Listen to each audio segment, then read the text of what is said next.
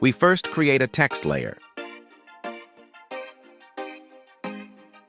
Control+click on the icon with the letter T on the text layer, Control+C to copy, Control+D to deselect.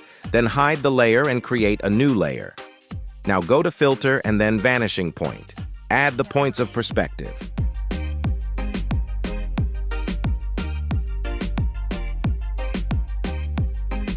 Now Control+V to paste the text and drag it to the right place. Control+T to resize if necessary.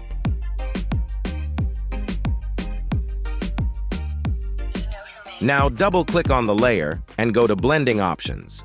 Use Alt+left-click. Play around with the settings until you like it. If this tutorial helped you, please leave a like to support my channel. Thank you.